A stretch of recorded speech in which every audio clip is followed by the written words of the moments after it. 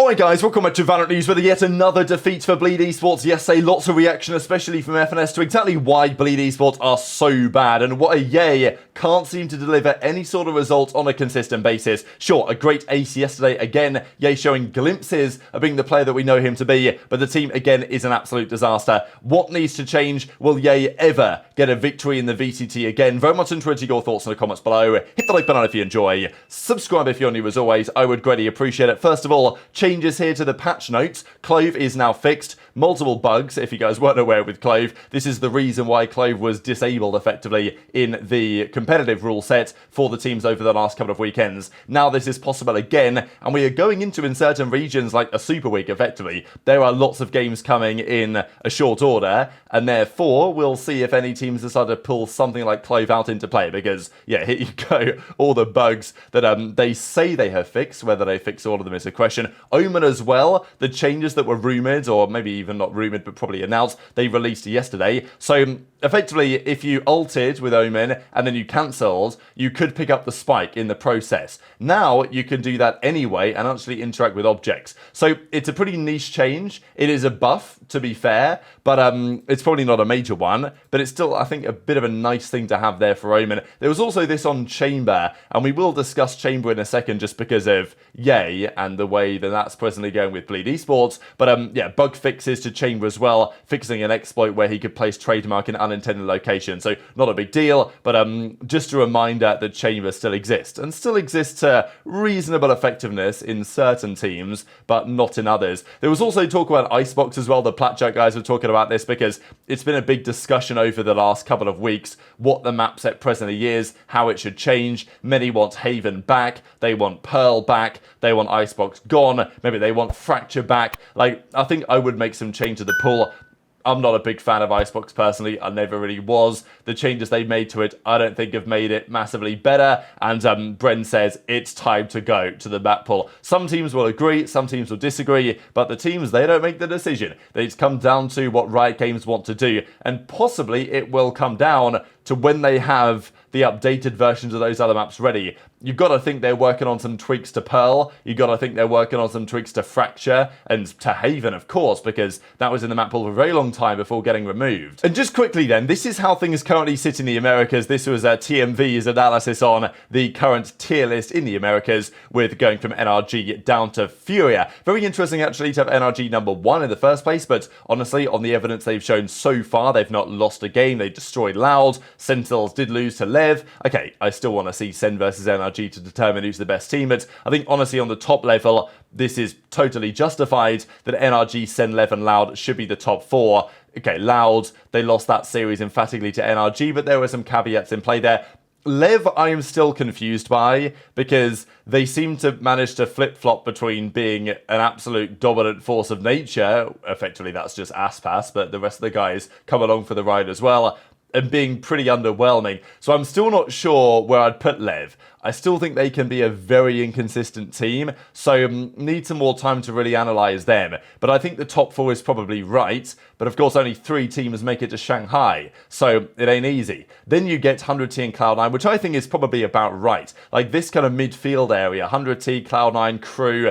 Crew might even be better than this, to be honest. Like, they've actually played some pretty damn good Valorant lately, and I think it makes things very interesting for that Group A. We'll see in a second. Then he's got G2, and then clearly the bottom 3 right now are EG, MIBR, and Fury, I would say, in some order or another. But yeah, I think you basically have a top 8, and then you have a bottom 3. That's how it is. But it's a lot of things can probably interchange here, and may well interchange here as things progress, because Cloud9, they've looked good, but, you know, I want to see them play, you know, another one of the top teams. They did beat Lev, though, of course. So, you know, it's kind of difficult to say at the moment how those guys stack up. But I did want to mention, especially on the Group A side, because Group Omega has the 3 worst teams, EG, MIBR, and Furia, I think. So I expect those 3 teams not to make it to the playoffs, and for Lev, 100T, and Loud to make it to the playoffs. But in Group A, it's actually probably more competitive, and the Sentinels are 1-1 right now, with a 2-2 map record, with a positive round differential, because of course they took down 100T, and then they lost to Lev the other day. So Sentinels, given that they're in a group with NRG, who are looking very difficult to stop, 2-0. They're in a group with Crew Esports, who are looking very nice right now as well at 2-0. And Cloud9, who are still, you know, they are the Oxy show sometimes in the same way that Liv are the Aspas show at times. But nonetheless, they've had a solid start as well. So Sen are 1-1 and G2 aren't bad either. So this group is going to be, I mean, yeah, the teams that get top 3 here. I mean, on paper, you might say NRG, Cloud9, Sen, and probably that's what I would say. But it's not for sure that's going to be the case. Sentinels, though, really just need to win another 3 series. Because they play loud, they still play loud. And we know those Sen loud games are pretty banger games. But the other games that Sen play are MIBR, EG, and Furia. So all Sen have to do, I would say, is beat those 3 teams. If Sentinels end up 4-2, let's say they lose to Loud, that really should be enough to progress. But so I think Sentinels really just have to avoid losing to any of the 3 weaker teams, Sen, EG, or of course Furia. And if they win those 3, they'll be fine. But if they lose one of those, then they probably have to beat Loud to make the playoffs, just because of how competitive this is. So it'd be really remarkable, wouldn't it, if Sentinels somehow didn't make it through to the playoffs in their own group and therefore had no chance to make it to Masters Shanghai. But, you know, maybe that's a bit of a flaw with the way the group is working because, you know, if you get unbalanced groups like Group Omega and then you get potentially pretty stacked groups like Group A, then it opens the door to this type of stuff. So 100T as well, they'll look to make a run. They should be fine, I would say, to make it to the playoffs, given the way that they have played so far. And here's Beardless Asana for the first time in a while. And just to mention some of the teams that are undefeated in the Americas, there are 3, NRG, Crew, Cloud9, all in the same group. In EMEA, for Esports and Na'Vi, Pacific, DRX, and PaperX have not lost yet. And the same for a few of the teams in the Chinese region. One team, though, that is winless is, of course, Bleed Esports. And I guess there was a question here as to whether Ye is the piece that they needed on the team and whether he will actually stay around on Bleed for too much longer. He obviously is still a very talented player, but man, it seems to be a crisis of confidence among many other things as to why Ye can't perform right now. There also has been the question as well, Cloud9, when Ye was on that team last year, Ye was there and he did an okay job, but it wasn't great and they got rid of him for role issues, apparently. Oxy, though, now is doing with Cloud9 what Ye is meant to be doing with Bleed and meant to be doing in some ways with Cloud9 last year. Like, Oxy is at times hard carrying these guys and getting them over the line in moments where that hasn't been the case elsewhere. But Ye, look, he hit his 2nd ace of the season yesterday. I'll just share this for you guys. Ye gets the first kill on Laz against Zeta yesterday. We saw this game. Eventually, it was Zeta that took the map 1. Bleed Esports, though, bounced back and take the game 2. Helped here by this 2 HP ace from Ye, which was, you know, this is vintage El Diablo. Ye does not lose to Zeta today. Today, Yoi becomes Ye. Watch this. Legit impossible round to win here. Oh my god. The Killjoy all KO, GG. Oh yeah. Do they know the molly? Do they have the molly for it? No, they're using a knife. Why didn't he use knife? Oh my god, wait, what? Oh, he got it. Oh, he's so smart. Wait. Oh my god, Ye's just swinging. Wait! Yay! One more! Oh my god. Ace. Oh my god. Oh my god. Oh my god, Joy. Wait, when all hope was lost, the avatar. Pretty incredible. He came back. Right underneath the One. even going through it, catching him off guard. 2 HP. Yeah. Hero, unbelievable. Oh my god. Oh, the last airbender. Well, that has He's got here. Oh my god.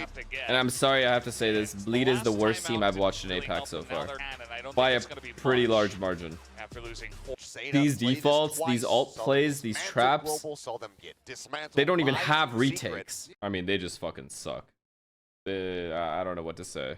The entire map, there were multiple rounds where they could have played retake with a man advantage and chose not to, even though they had multiple alts good for the retake. Even if they didn't have alts, the comp is still extremely strong for retakes, and they chose not to do it. Somehow still managed to get 6 rounds. And then in this half, they've ran strats that just made no sense. I legit don't know what else to say. They just don't play well as a team at all. They're trading their utility usage. The round, chat, the round where they had KO ult and Raze ult, they could have easily had double satchel and ulted 2 guys here. with the camera tag and the Omen blind. So just another devastating way to lose there, really, I think, from Bleeds. And yeah, nice ace from Ye, but over the series, got crushed. Zest still really impressed me. I'm not going to lie, I think he was great this series. The problem is that Ye has, is that he is just woeful on Raze. And it's the same way that when he was on Optic, like, Ye would never use the Raze pretty much. It was Victor that would run the Raze, and he would be, of course, on the Chamber or on the Jet, whatever was necessary. And when Bleed put Ye on the Raze, it just doesn't work right. Like, you put him on the Jet and he's great. So, like, he's back to good form. You put him on the Raze, and, I mean, they put him again on the Raze map 3. It's like, what are you expecting here? So, if you're going to have Ye on your team, it obviously ain't working with him on Raze. And there's a very good argument to say that, well, if you can't run Raze in this current meta, you're not, you're not a good duelist. Something else needs to happen. And maybe that's a good argument as well, that Ye just is forcing himself to run Raze to try and make it work. But it ain't working. And I feel like somebody else really should be running the Raze. Like, I just think they're making, it's like insanity, isn't it? Making the same mistakes over and over again and expecting like some sort of different result. Putting Ye on the Raze ain't working, but they still do it for some reason. And yeah, they get kind of crushed on the Lotus in part as a result. But I think really, as FNS implies, like their team structure from top to bottom is just terrible. Like the players, the decisions they've made in terms of rosters didn't make that much sense to me either. The fact that Egoist was gone, because Egoist, he was forced out of this team, and then he retired, right? And he says, look, never look down on people, but I don't get why they got rid of Egoist, to be honest. Crazy guy as well, they got rid of him as well. Like, they qualified through Ascension, then they made a couple of changes. They seem pretty lost in most situations, and as FNS also, I think, quite, rightly pointed out, they just don't know how to retake to save their life. Like, it doesn't work. They have no team structure or composition or chemistry, and they also just have no confidence either. I think that is a big thing with Ye's game. Maybe he thought, oh, I'll pop this ace, I'm going to be back. But, yeah, didn't really happen for the rest of the series, right? So it's just tough to see the downfall of, best player in the world not long ago, incredibly exciting player to watch, and it's clearly a very different Ye we're watching today, and a very different team we're watching. So what do Bleed Esports precisely need to do? What changes should they make? I'm highly doubtful that this current roster is the way to go. But given, what they've done with Ye, the money they're paying him, and the support they want to give him, I'm sure, I don't think he's going to be going anywhere yet. But, again, every loss they have, we just have to have a quick look at Ye's match history, which just gets increasingly ugly. I don't even want to look at it. So very much enjoyed your thoughts on all this stuff in the comment section below. Hit the like button if you enjoyed. Subscribe if you're new. Take care, and I'll see you next time.